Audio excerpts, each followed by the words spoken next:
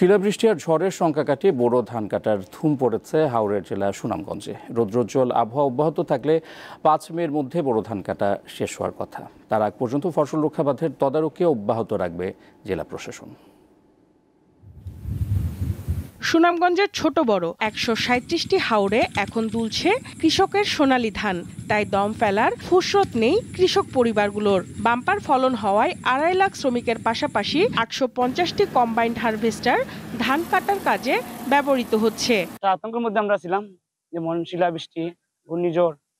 এখন যা কয়েকদিন করা দিলে আমরা ফসল তুলিতে পারবো। এখন বর্তমানে আবারও কোনো পানি খাঞ্জি নাই বা পানির সম্ভাবনা নাই, আবহাওয়া বালা। বৃষ্টি হওয়ার আগেই আমরা যদি ধানটা গড়ে উঠে নিতে পারি তাহলে আমরা কৃষক যারা আছি আমাদের মনের মধ্যে শান্তি।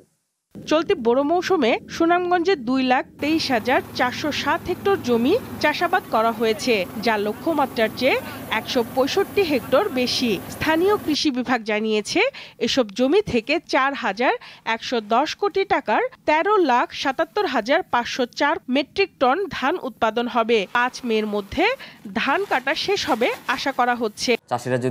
কৃষকরা যদি তাদের ধান সম্পূর্ণভাবে কর্তন করতে পারে, আমাদের যে লক্ষ্যমাত্রা, এই লক্ষ্যমাত্রার চেয়ে আমরা বেশি উৎপাদন পাবো বলে আমি মনে করি।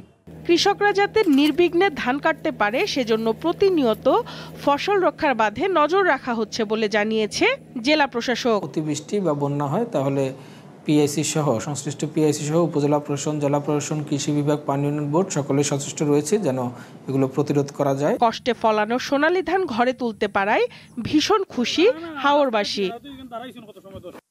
দীপ্ত, বার্তা কক্ষ।